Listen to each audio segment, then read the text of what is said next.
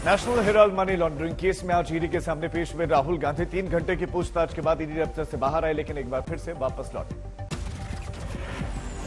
3 ED officers ने राहुल गांधी से पूछताछ की। असिस्टेंट डायरेक्टर स्तर के अधिकारियों ने राहुल गांधी से सवाल जवाब किया। डिप्टी डायरेक्टर की निगरानी में राहुल गांधी से पूछताछ। राहुल को ईडी दफ्तर में पूछताछ से पहले दिलाई गई शपथ। पीएमएलए की धारा 50 के तहत राहुल गांधी का बयान किया गया दर्ज। राहुल गांधी ने लिखित में दिया जवाब। इसे पढ़कर राहुल गांधी ने को सुनाया गया। राहुल के हस्ताक्षर लिए गए। कांग्रेस मुख्यालय से बहन प्रियंका गांधी वाड्रा के साथ ईडी दफ्तर के लिए गाड़ी में निकले राहुल गांधी। कांग्रेस कार्यकर्ताओं ने सत्याग्रह प्रदर्शन किया। प्रियंका के साथ एक ही गाड़ी में कांग्रेस मुख्यालय पहुंचे थे Rahul Gandhi. Corona report negative आने पर राहुल के साथ प्रियंका गांधी आई थी। पुलिस ने कांग्रेस कार्यकर्ताओं नेताओं को ईडी दफ्तर तक मार्च से रोका। कांग्रेस मुख्यालय पर जमकर बरपा हंगामा।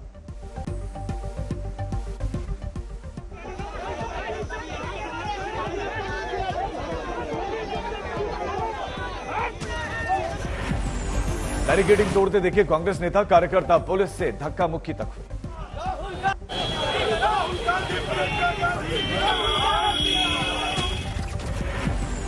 मार्च करते हुए ईडी दफ्तर के बाहर पहुंचे कांग्रेस नेता और कार्यकर्ता। ईडी मुख्यालय के बाहर कुछ धरना भी दिया। दिग्विजय सिंह भूपेश बघेल, चिदंबरम समेत कई दिग्गज नेता कांग्रेस के विरोध प्रदर्शन में जुटे।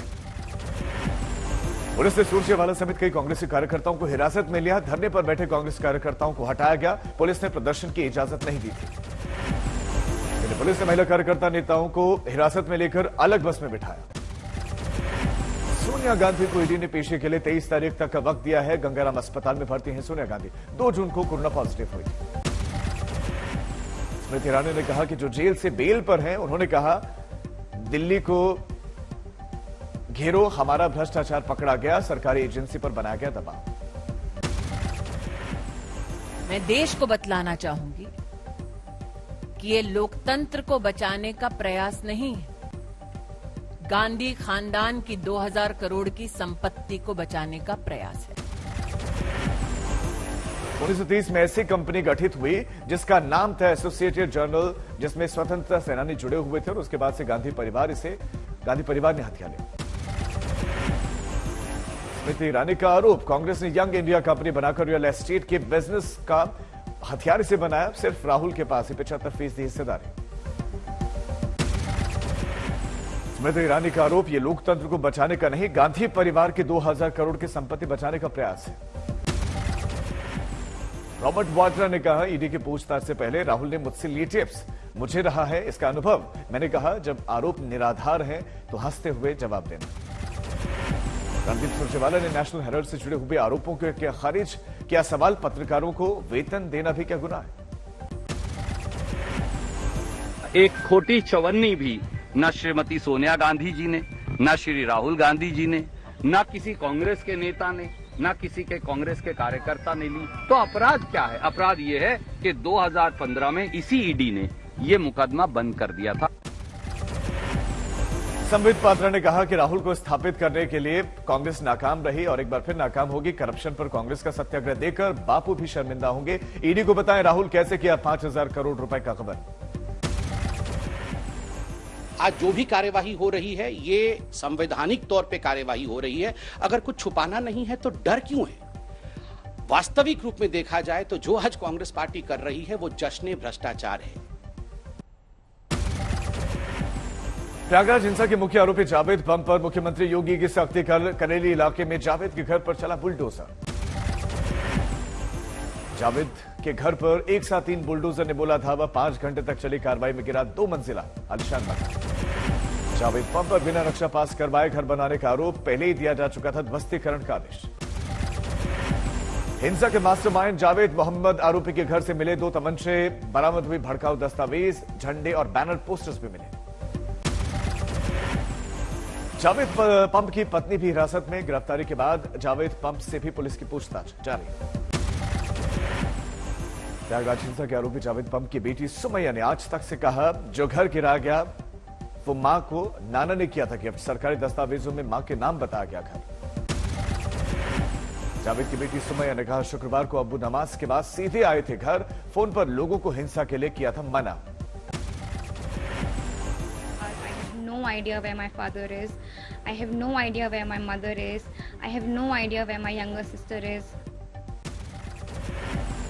बीएसपी सुप्रीमो मायावती ने किया ट्वीट, यूपी सरकार एक समुदाय विशेष को टारगेट कर रही है। बुलडोजर विध्वंस से विरोध को कुचलना, भय और आतंक का माहौल बनाना अनुचित है।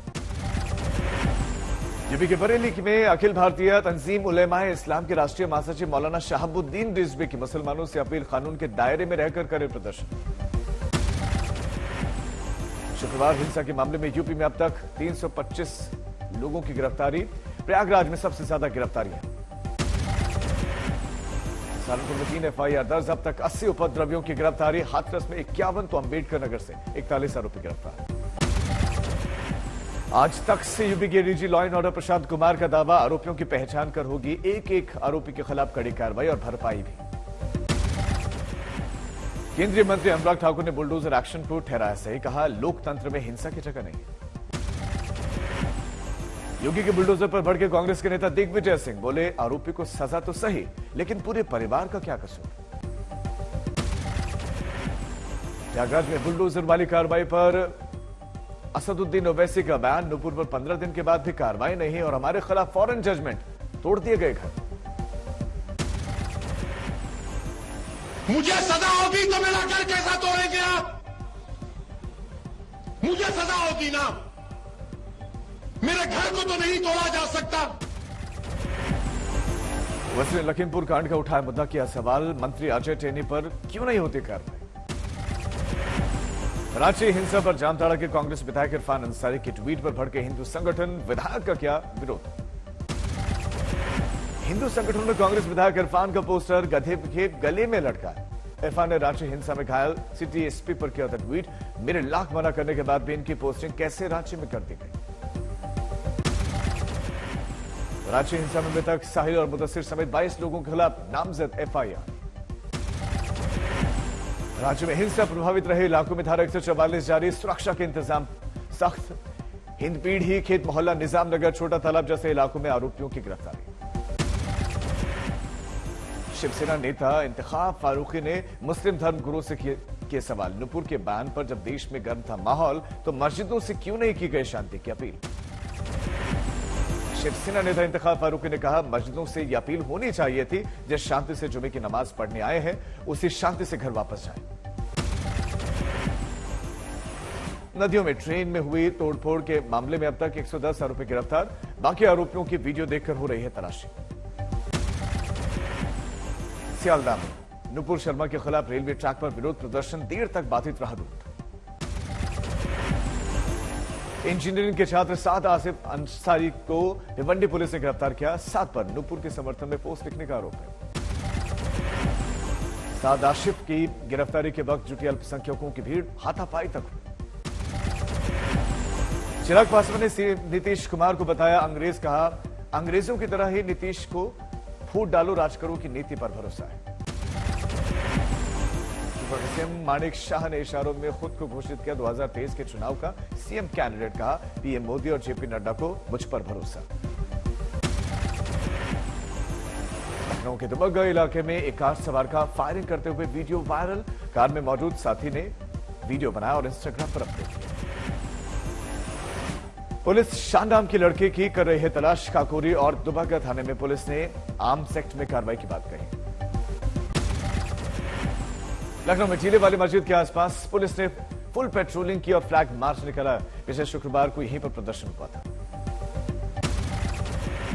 यूपी के बाराबंकी पहुंचे अयोध्या के महंत परमहंस दास, नुपुर शर्मा के समर्थन में कहा माफी तो मांग ली, अब खत्म हो हिंसक प्रदर्शन। अयोध्या कोर्ट को बम से उड़ाने की धमकी मिलने को लेकर मिले हुए एक लेटर के 10 दिन बाद भी पुलिस के हाथ अब तक खाली, लेटर भेजने वालों की तलाश में जुटी है पुलिस।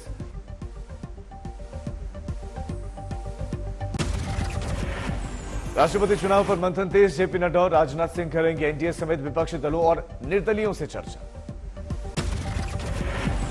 ममता बनर्जी ने 15 जून को बुलाई विपक्षी दलों की बैठक, शरद पवार को उम्मीदवार बनाना चाहती है आम आदमी पार्टी। राष्ट्रपति चुनाव के लिए 18 जुलाई को डाले जाएंगे वोट। 21 जुलाई को नतीजों का होगा ऐलान। 29 जून को नामांकन का आखिरी दिन। फिलहाल एनडीए के पास चुनाव जीतने के लिए 10,000 के करीब वोट कम। नवीन पटनायक की पार्टी बीजेडी और जगन रेड्डी की पार्टी वाईएसआर पूरी कर सकती है कम। अगर पूरा विपक्ष एक साथ आए तो हो सकता है चमत्कार। ममता केंद्र की राजनीति की धुरी बनने की कर रही है कवायदें। कांग्रेस और टीएमसी में प्रेशर पॉलिटिक्स। बिहार के सीतामढ़ी में जेडीयू की पूर्व मंत्री डॉक्टर अंजू गीता के बयान का वीडियो वायरल। बोली, पटना में जमीन का टुकड़ा बेच देंगे तो जिले के नेताओं को खरीद लेंगे।